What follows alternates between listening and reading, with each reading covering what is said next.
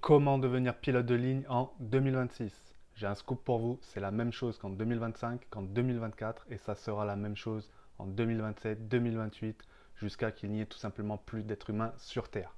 Non, je blague, je n'en sais rien. On passera certainement par l'étape des avions sans pilote, mais je ne pense pas que ça soit pour tout de suite. Trêve de plaisanterie, je vais vous dire comment devenir pilote de ligne en 2026. Pour commencer, il faut savoir qu'il y a deux méthodes, la méthode payante et la méthode gratuite. Je vais vous détailler ça en précision dans cette vidéo. On va commencer par la méthode gratuite. Dans la méthode gratuite, il y a plusieurs voies d'accès pour obtenir la licence de pilote de ligne. La première, ça va être l'ENAC. Qu'est-ce que c'est l'ENAC? C'est l'École nationale de l'aviation civile. Quels sont les critères d'admission pour l'ENAC? Pour ce qui est de la nationalité, vous devez être de nationalité européenne, c'est-à-dire d'un pays membre de l'Union européenne, donc soit français, soit un autre pays membre. Ensuite, pour l'âge, vous devez avoir minimum 17 ans et maximum 28 ans le jour du concours. Pour ce qui est des prérequis niveau études, soit vous venez d'une filière scientifique, donc comme une classe préparatoire ou alors une licence dans un domaine scientifique. Vous pouvez également venir d'université, mais toujours d'un cursus scientifique, donc en maths, physique, ingénierie, etc. Ou alors vous êtes déjà pilote et il faudra que vous ayez votre ATPL ou votre CPL théorique et également une expérience de vol. Mais de toute manière, si vous avez soit votre CPL théorique ou ATPL théorique, ça veut dire que vous avez votre PPL, donc de l'expérience en tant que pilote. Pour ce qui est des conditions médicales, il faudra que vous obteniez la licence médicale de classe 1. La première visite, il faut savoir que c'est une visite qui est assez lourde. On va étudier votre vue, votre audition, votre ouïe, et en fait, on va faire un check-up complet de votre santé physique, mais également aussi mentale. Ensuite, pour le niveau d'anglais, vous devrez avoir un niveau d'anglais minimal, acceptable. Ce qui est recommandé, c'est un niveau 4 ICAO minimum. Si vous avez plus, bien entendu, c'est encore mieux.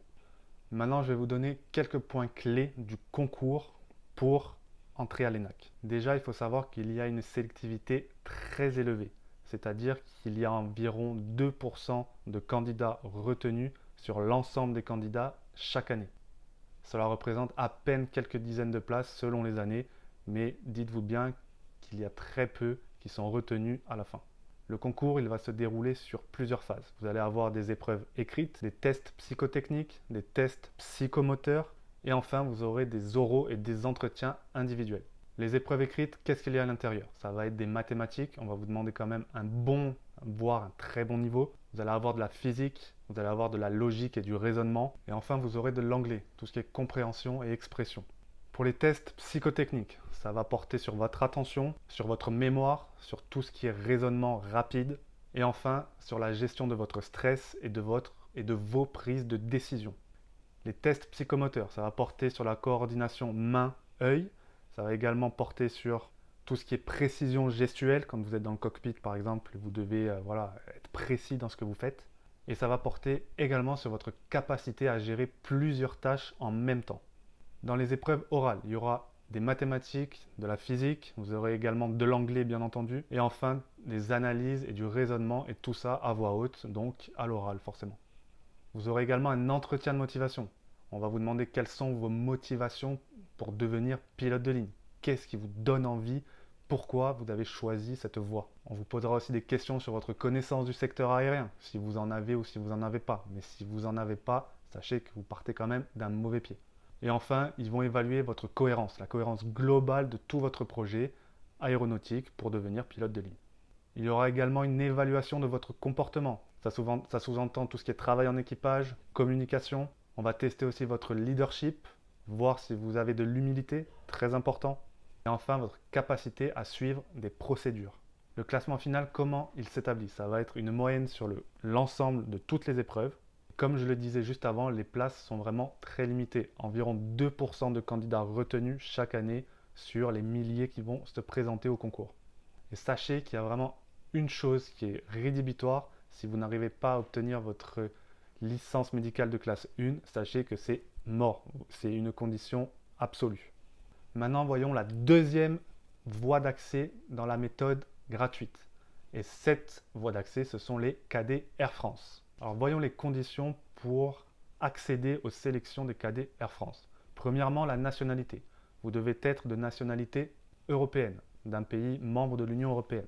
Vous devez avoir minimum 18 ans. Par contre, il n'y a pas de limite d'âge officielle, mais sachez que voilà, il va falloir avoir une cohérence avec votre projet global, sur votre projet long terme.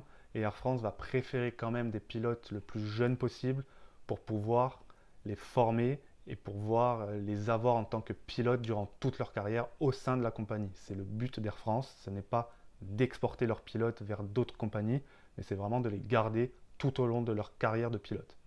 Ça ne veut pas dire que c'est impossible. Encore une fois, il n'y a pas de limite d'âge. Donc si vous réussissez les tests de sélection et que vous êtes pris, ben franchement, tant mieux, peu importe votre âge. Le niveau d'études, ça va être minimum niveau bac, mais plutôt bac scientifique. Vous devrez quand même avoir des connaissances très solides en physique et en maths notamment. Et sachez que les études supérieures dans un domaine scientifique sont quand même appréciées, pas recommandées, pas obligatoires non plus, mais ça vous donnera quand même un sacré avantage justement pour réussir les différents tests des sélections. Pour ce qui est de l'expérience aéronautique, ça va dépendre. Vous pouvez soit ne pas avoir d'expérience aéronautique du tout. À ce moment-là, il va falloir que vous veniez d'une filière d'études supérieures scientifiques et avoir 120 crédits universitaires minimum. Ou alors, si vous n'avez pas ça, il vous faudra présenter l'ATPL théorique. Donc forcément, ça voudra dire que vous aurez une expérience de vol, puisque pour avoir l'ATPL théorique, il faut au préalable avoir le PPL.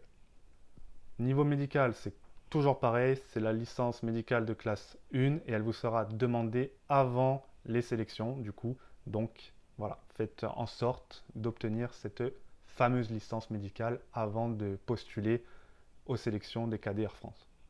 Pour le niveau d'anglais, vous vous en doutez, il vous faudra un très bon niveau. Minimum un niveau ICAO niveau 4, mais c'est quand même recommandé d'avoir un niveau plus haut, 5 ou 6 de préférence. Après voilà, minimum 4. Normalement, ça devrait pouvoir potentiellement être faisable. Les sélections, elles se font en plusieurs phases. Il y en a 3. Et ces phases, il va y avoir différents tests à l'intérieur, comme des tests psychomoteurs, des tests psychotechniques. Vous aurez également des évaluations cognitives. Et enfin, pour terminer, des entretiens individuels et également collectifs. Ce qui va être évalué au niveau de votre comportement et qui est très important de manière générale pour le métier de pilote de ligne, ça va être la gestion de votre stress, le CRM, donc c'est-à-dire le travail en équipage, les communications, les prises de décision et enfin tout ce qui est respect des procédures. Enfin, ils vont également juger votre motivation. Pourquoi vous voulez devenir pilote de ligne? Pourquoi spécifiquement chez Air France? Quelles sont les valeurs que vous aimez? La culture? Bref, ils vont voir si votre profil, en gros, il match avec la philosophie et la culture d'Air France. Et enfin, il vous faudra un casier judiciaire totalement vierge. Alors maintenant, je vais vous dire avec un peu plus de précision comment se déroulent les étapes pour les sélections Air France. Premièrement, vous allez devoir déposer votre candidature en ligne. Ensuite, il y aura une présélection d'Air France sur dossier. Donc, ils vont vérifier tous les critères administratifs. Ils vont également vérifier votre parcours scolaire, aéronautique. Bref, il y aura une présélection avant même de pouvoir savoir si vous allez être sélectionné ou pas. Ensuite, la première phase, elle se déroule en ligne. Vous allez avoir des tests psychotechniques. Sur quoi portent ces tests? Ils vont porter sur de la logique, du raisonnement, il y aura du calcul mental. On va évaluer également votre mémoire, votre attention et également votre capacité à gérer plusieurs tâches en même temps. Il y aura également, bien entendu, de l'anglais. Ensuite, il y aura une deuxième phase de sélection où il y aura encore des tests psychomoteurs, des tests psychotechniques, mais à ça va venir s'ajouter les entretiens individuels mais également collectifs. Les épreuves collectives, qu'est-ce que ça va être? Vous allez avoir différents exercices en groupe. On va évoluer et observer votre comportement en équipage, donc le travail en équipe. On va également évaluer votre communication, votre coopération et aussi votre leadership. Pour ce qui est des entretiens individuels, sur quoi ils vont reposer? Ça va être tout simplement un entretien de motivation. On va également évaluer votre personnalité, si ça colle avec le métier de pilote de ligne et les valeurs que véhicule Air France. Et enfin, ils vont analyser votre projet professionnel, votre projet de carrière et voir également si ça colle avec les valeurs et la culture d'Air France. Enfin, au niveau des oraux, vous aurez également une partie orale en anglais pour évaluer votre compréhension et votre expression. Comme vous le savez, la formation est totalement financée. Ça, c'est le premier point super. Et le second, c'est qu'Air France vous promet un poste à la fin de votre formation. Du coup, vous pouvez vraiment faire toute votre carrière chez Air France, depuis votre formation jusqu'à la fin. Maintenant, voyons la dernière voie d'accès de la méthode gratuite, et cette voie d'accès, c'est l'armée. Pour l'armée, vous vous en doutez, vous devrez être de nationalité française, avoir minimum 17 ans et maximum 25 ans. Le niveau d'études, c'est bac minimum. Vous devez avoir quand même un bon niveau en maths et physique, c'est préférable, comme toujours.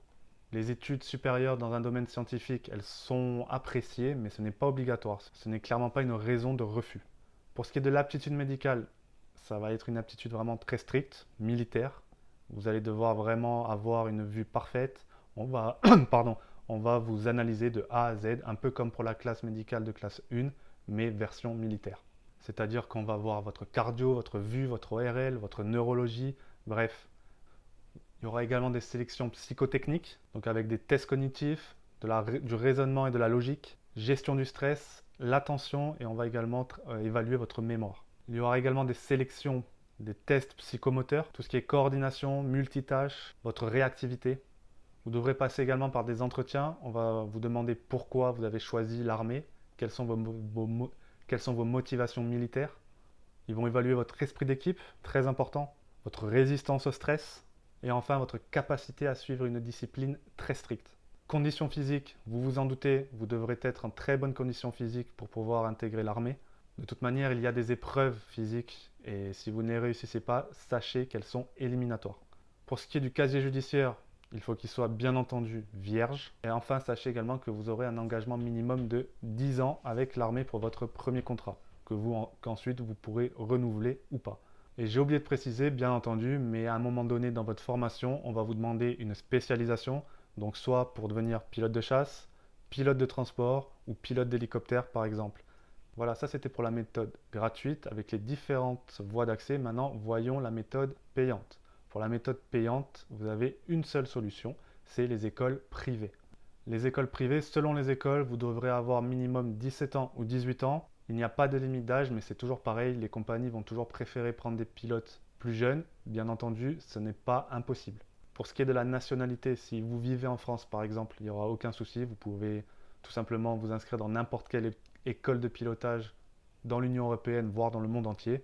Pour ce qui est des autres pays, si vous êtes originaire d'un autre continent par exemple, renseignez-vous, mais logiquement, il ne devrait pas y avoir de soucis. Ça va dépendre aussi de votre visa et de votre autorisation ou pas à rester sur le territoire. Niveau d'études, la plupart des écoles demandent simplement un niveau bac. Certaines ne demandent même pas le bac. Il faudra avoir quand même des connaissances minimum en maths, physique et anglais. Les études supérieures, elles ne sont pas obligatoires comme je vous l'ai dit. C'est toujours un plus, c'est sûr, mais ce n'est pas du tout obligatoire pour entrer dans une école privée. Pour ce qui est de l'aptitude médicale, c'est toujours pareil. C'est la médicale de classe 1 qu'il vous faudra avoir avant même de vous inscrire. C'est préférable. Certaines écoles vont autoriser votre inscription, mais si derrière vous n'arrivez pas à obtenir cette visite médicale de classe 1, c'est dommage. Faites-le quand même toujours avant, c'est préférable. On va vous demander bien entendu un niveau d'anglais acceptable. Vous n'avez pas besoin qu'il soit parfait, vous pourrez toujours le perfectionner, mais c'est sûr que si vous ne savez pas placer 2 mots d'anglais d'affilée, sachez que ça va quand même être très compliqué. Pour ce qui est des sélections, certaines écoles font des tests d'admission, certaines pas du tout, ça va vraiment dépendre de chacune. Mais en gros, sachez que ce n'est absolument pas la même difficulté que pour l'ENAC ou pour l'ECAD Air France ou pour l'armée. C'est vraiment, c'est le jour et la nuit, c'est pas pareil. Voilà. La question, elle va vraiment plus être financière.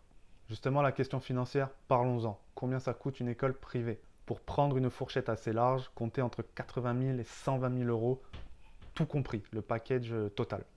Pour le financement, c'est soit votre argent personnel, soit vous faites prêter l'argent par vos parents, la famille, ou alors un prêt bancaire. Beaucoup de pilotes font ça, s'endettent auprès de la banque pour obtenir un prêt étudiant qu'ils remboursent ensuite. Combien de temps ça dure en école privée? Si vous faites tout en intégré, c'est-à-dire sur place, ça va prendre entre 1 an et demi et 2 ans. Ça peut être par contre plus long si vous le faites à distance, donc en modulaire. Par contre, en modulaire, il faut savoir que ça vous coûtera un peu moins cher.